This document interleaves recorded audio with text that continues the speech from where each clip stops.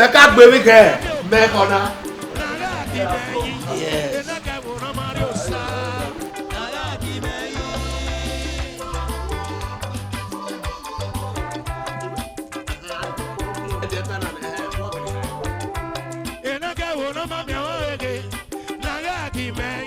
He's a simple musician, endowed with all it takes to be a good musician.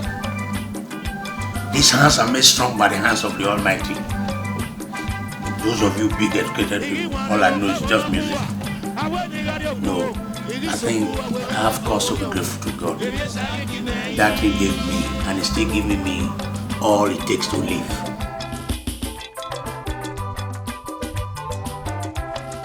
Too long a time. I think I came into this industry in 1970 as a student in the Army School of Music. And on my own, for the first time on my own, my instrument was launched on the 2nd of June 1977 in National Stadium in Lagos.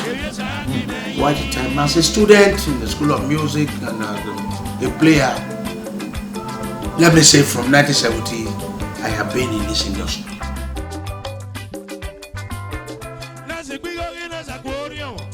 Well, feel so fulfilled in all ramifications. Name it. Ọ̀nà yóò ṣe abẹ́ mi tó tá pa ara wọn sí ẹ̀dá. Olórogún, àbọ̀wọ̀rọ̀wọ̀rọ̀, àjùkù kírọ̀pìà, Ukenogwanigo, Ambassador Osayomore, Joseph, Amrefu Gofuatuano. Oh yeah, what are you about? What are you about? What are you about?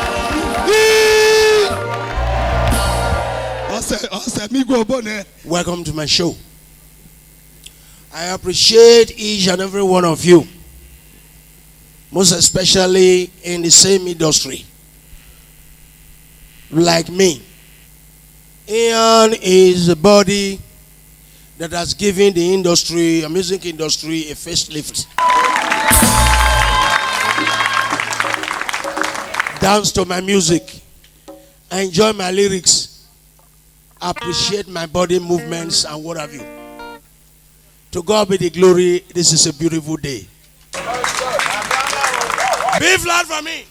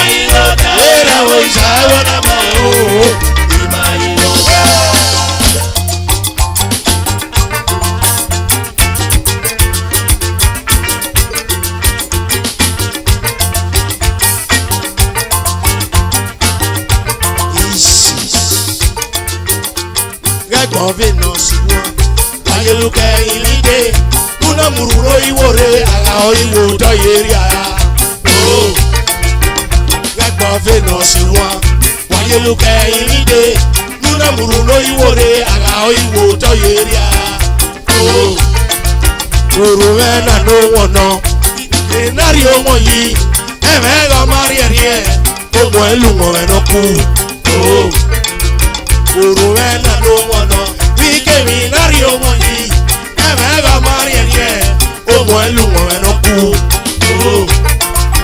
owa ge gbo boba wayeluke iride numana lure ere nuweki omo ti onu wemi na wiri oba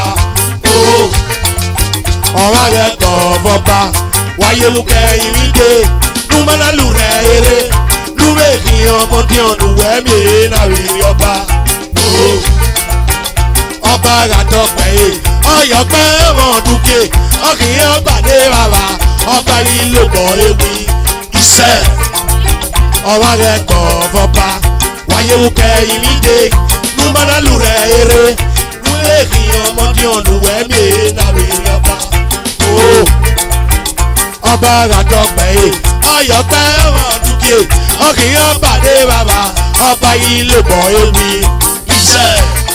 Sani mana dona goba ikemi Nosayaba mana kwemi oh imeyi go da ora wo sawana me oye era wo sawana me le se bana imeyi go da ora wo sawana me imeyi go da era wo sawana me oye imeyi go da era wo sawana me imeyi go da era wo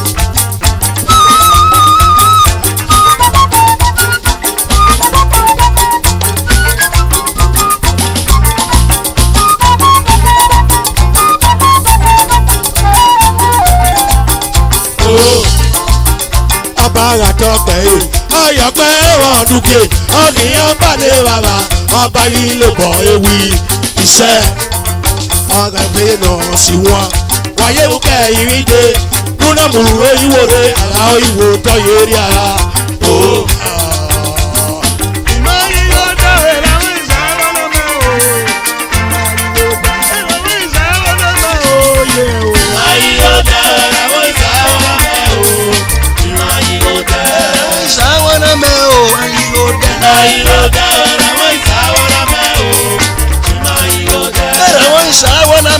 Se gbọ́nà.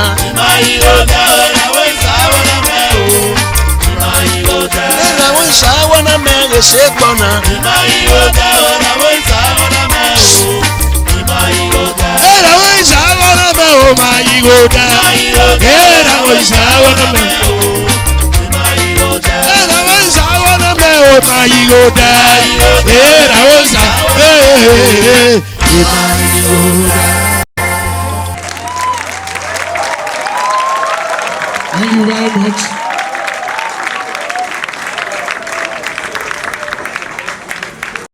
Thank you very much for watching my show. See for me. I'm very proud of you because this is the cradle of civilization.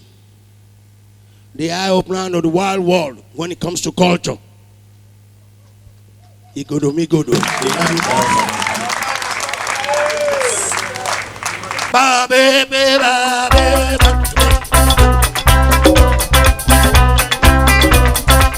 Can I see everybody coming to dance, please?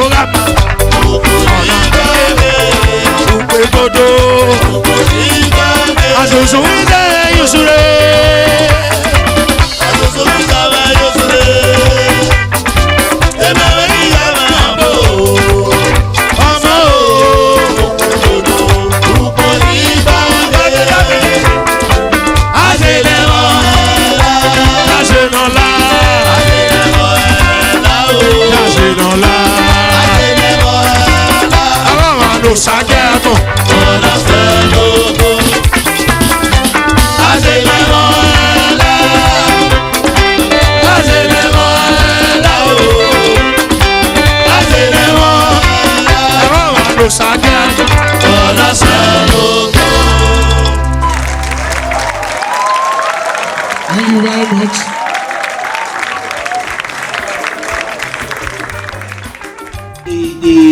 What is involved now is for very great artists to perform some of their works like instead of miming on videos or stuff like that. We came a long way. Why I tag this one music of yesteryear is that this is music as 40, 35, 30 years ago. Some of them, so we still have to bring them. This is just the beginning. With due respect to Sir Victor Wifo, I appreciate him and I love him all the time. He is an eye-opener to this industry in this part of the world. As a little boy, I've always adored his way of live playing music. In fact, I got this instrument from him. Though, as a part of my training from the Army School of Music, I was a soldier. And great musicians like Victor Lai, I saw very little of them. I didn't know Restlessly at all because I didn't grow up with him. But some of his works inspired me. Well, let me keep saying that Sir Victor Wifo, Fela Nicola Kwokiti. So these are the people I will always appreciate for what they did to the music industry and what I got from their collections. Beautiful people, beautiful Edo people, big flat for me. Then see for me. Edoni Mose, Edone Wahire.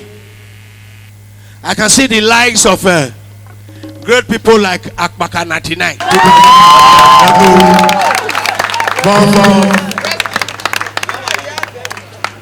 Welcome to my show once more. I want to thank each and every one of you for coming. A thing like this will begin to happen. Not only with me, even for the oncoming ones. I have printed my food on the sound of time. And the sounds of time, so that generation yet above we know Osayomore Joseph once passed away. So that's what we are doing.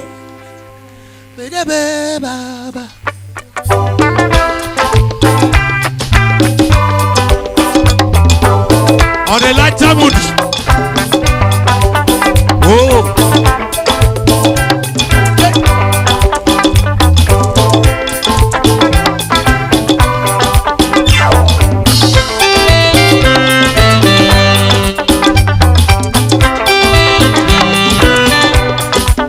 This is a song.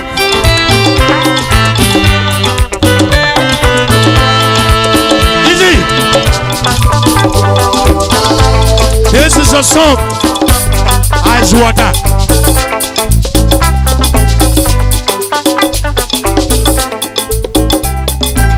This is a song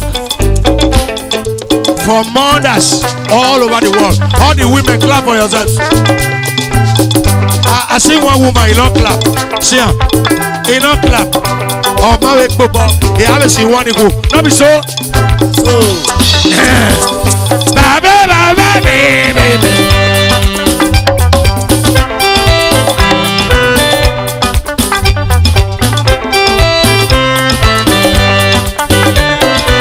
Easy.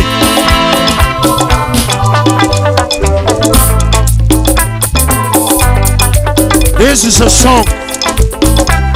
Could you have some little slow down so that they can hear me?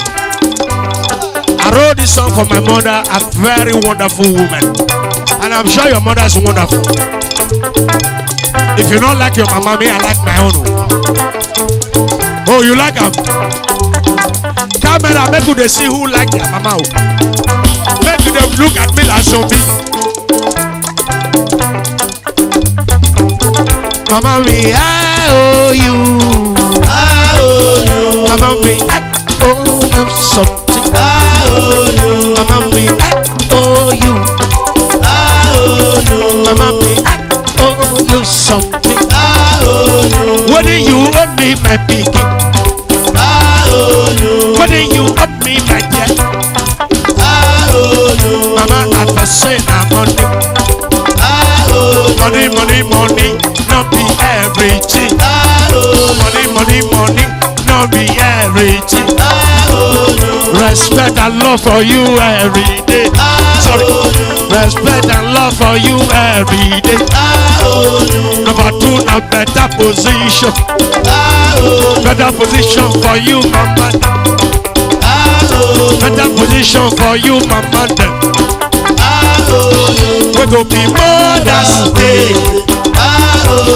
We be Mother's Day. Authority, oh mama. Authority, oh mama. Love for me. Give up.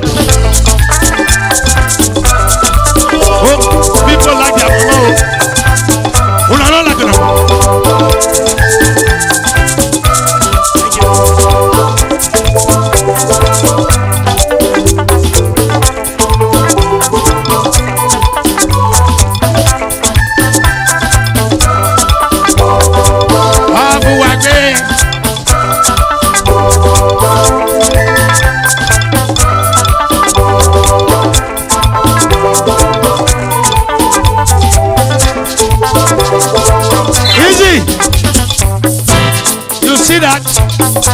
You can see that the atmosphere is charged. That means so. In Yoruba land, the land of culture and the land of jolly, they have a song for their mother. They have a song for their mothers, and it goes like this. Orishabiya osio. Orishabiya osila mi. Orishabiya osio iyalalabaro.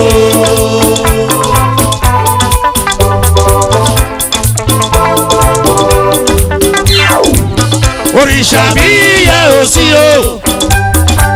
Orishabiya osila mi.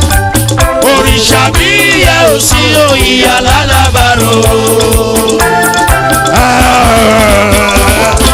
Ìyá ni wúrà, bàbá ni jígí.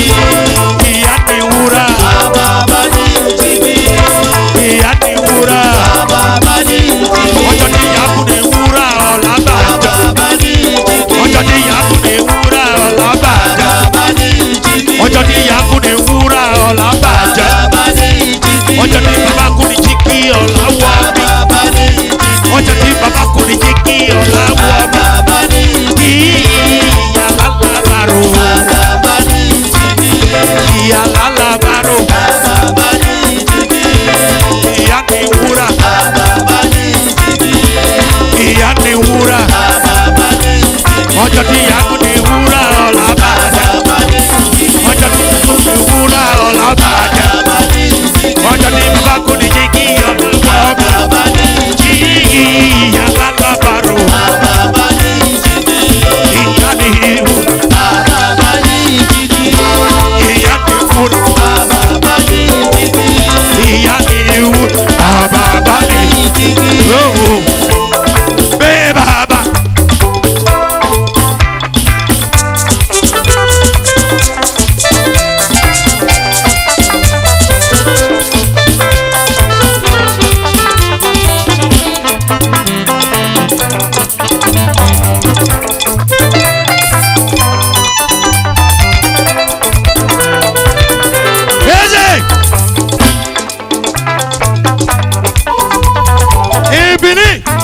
Ice water.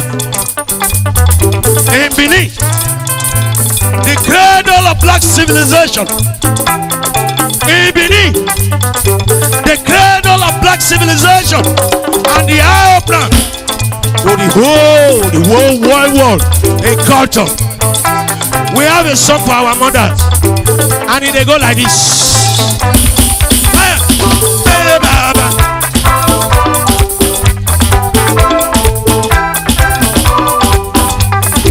Sweet mothers, they are sweet.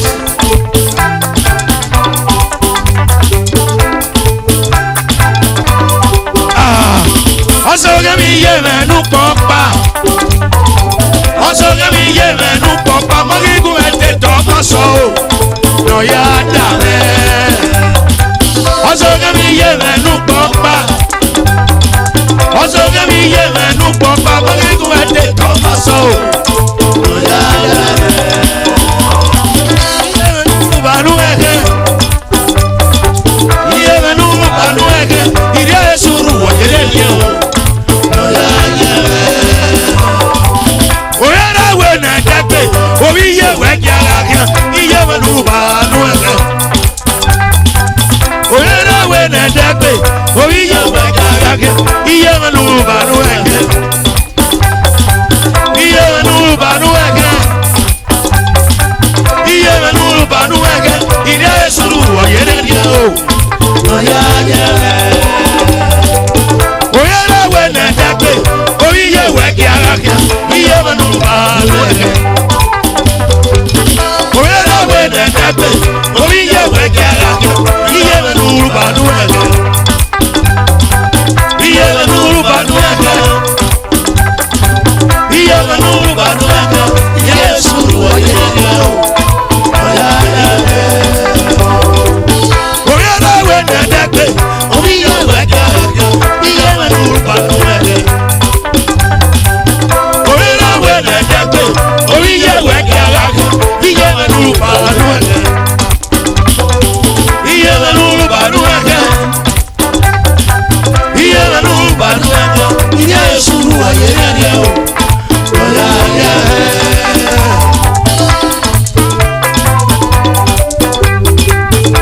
Ayi mi amiye, ayi mi amiye, ayi mi amiye, ayi mi amiye. Iye mẹ́nu bànú ẹ̀kẹ́. Ayi mi amiye. Iye mẹ́nu bànú ẹ̀kẹ́. Ayi mi amiye. Sùúrù wọ̀nyẹ́lẹ̀ yẹ. Ayi mi amiye. Ayi mi amiye. Ayi mi amiye. Ayi mi amiye. Ayi mi amiye. Iye mẹ́nu bànú ẹ̀kẹ́. Ayi mi amiye. Oyera we na dẹ́gbẹ̀, orí iye wẹ̀ jẹ́ ara kẹ́. Iye mẹ́nu bànú ẹ̀kẹ́. Ayi mi amiye. Ayi mi amiye. Ayi mi amiye. Iye mẹ́nu bànú. Ayi mi amiye. Iye mẹ́nu bànú ẹ̀kẹ́ o. Ayi mi amiye. Ìdá Èṣù bu wọ̀nyẹ́lẹ̀. Ayi mi amiye. Ayi mi amiye. Ìyá ni wúrà, bàbá ni jìgì. Ìyá ni wúrà, bàbá ni jìgì. Ìyá ni wúrà, bàbá ni jìgì. Ọjọ́ tí ìyá kú ni wúrà ọ̀la bàjẹ́. Bàbá ni jìgì. Ọjọ́ tí ìyá kú ni wúrà ọ̀la bàjẹ́. Bàbá ni jìgì. Ọjọ́ tí bàbá kú ni jìgì ọ̀la wà. Bàbá ni jìgì. Ọjọ́ tí bàbá kú ni jìgì ọ̀la wà. Bàbá ni jìgì. Ìyá lálábàrò. Bàbá ni jìgì. Ìyá ni wúrà. Bàbá ni jìgì. Ìyá ni wúrà. Bàbá ni jìgì. Ọ̀fọ̀ ẹ̀gbẹ́ the leg of a man. See for me. Àwọn àrírí ẹ̀ nàdó.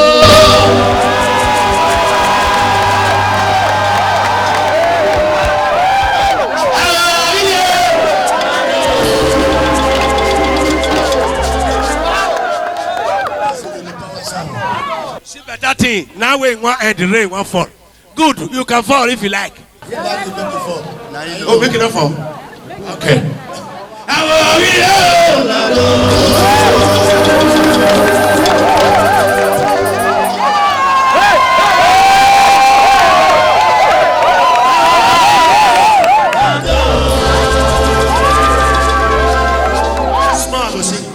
Abo medanyo, dagolo meda, abo medanyo, dagolo meda, abo medanyo, dagolo meda, abo medanyo, dagolo meda, abo medanyo, dagolo meda, abo medanyo, dagolo meda, abo medanyo, dagolo meda, abo medanyo, dagolo meda, abo medanyo, dagolo meda, abo medanyo, dagolo meda, abo medanyo, dagolo meda, abo medanyo, dagolo meda, abo medanyo, abo medanyo, dagolo meda, abo medanyo.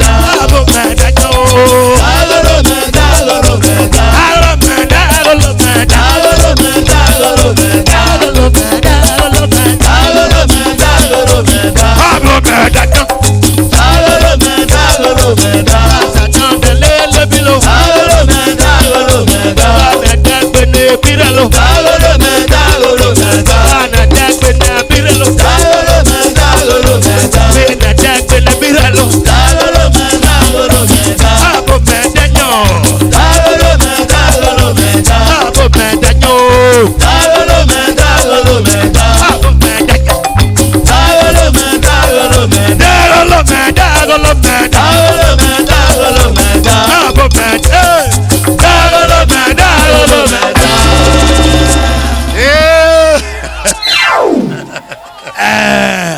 Babilu aba. Afu egbe. Afu egbe. Bilu aba. La ya afie ya dori ya ri enu e. Ya ri enu.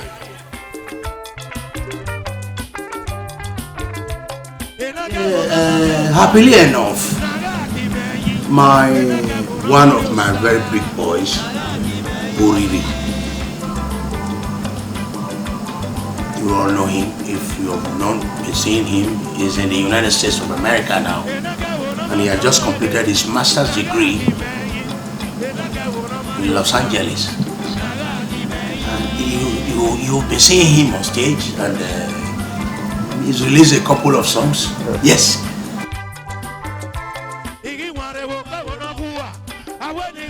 What I will advise upcoming musicians to do is to learn one or two instruments and be very, very devoted, be dedicated. And again, I keep telling people, if you are not inspired with what I'm talking about, you will expire. This is a song I wrote some 40 years ago. You can't believe that.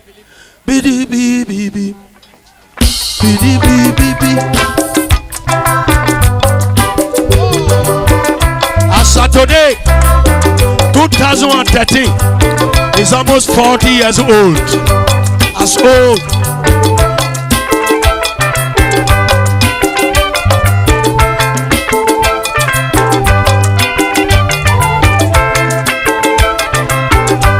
Quick.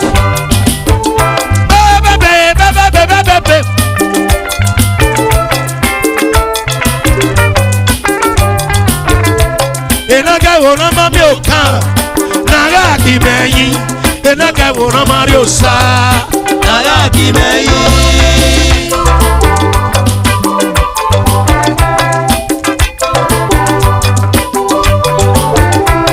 enaga wona mami oege naga kimeyi enaga wona mari osa naga kimeyi.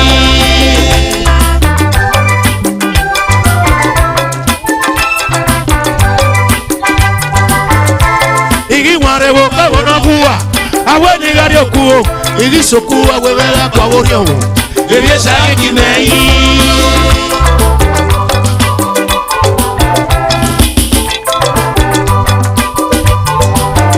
Nasi kuyo ina za worio na gawe ajebu na gige obie ebi sa kimeyi.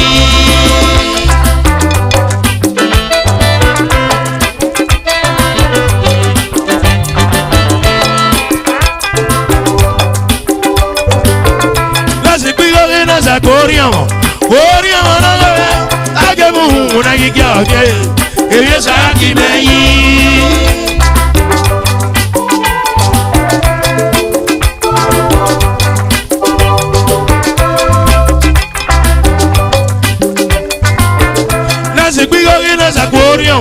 Oriamo na gawe ajebu na gige obie ebi sa kimeyi.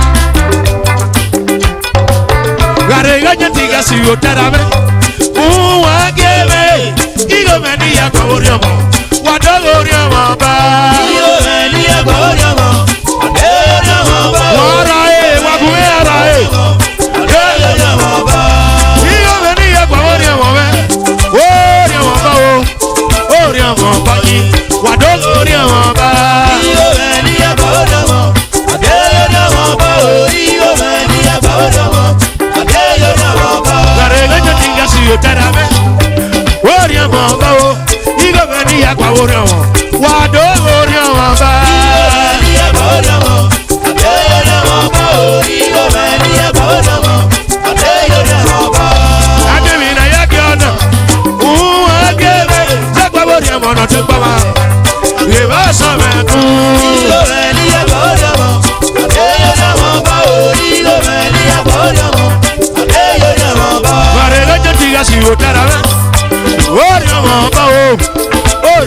baji delo ni amaba iyo meni abodo mo adeyo do mo ba o iyo meni abodo mo adeyo do mo ba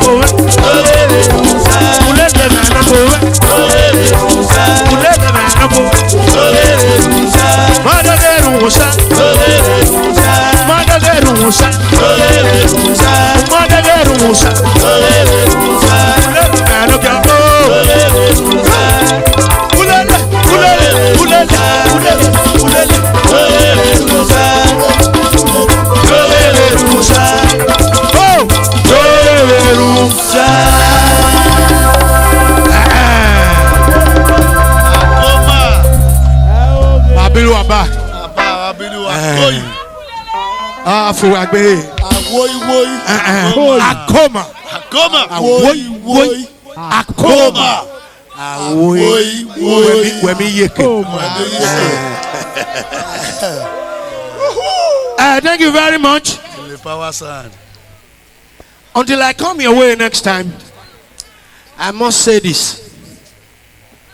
The Benin man is a proud man anywhere in the world. Honors Adeti Mazozokbe. Guana. So African of here. Mazozokbe Manak Baugai.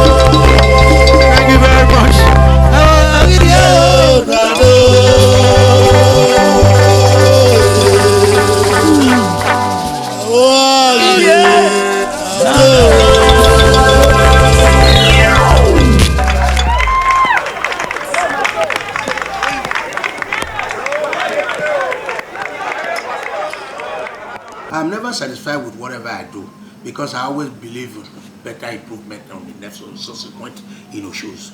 No artist is ever satisfied with one thing. I will never say I'm satisfied with what I've done. So I always believe the best is yet to come.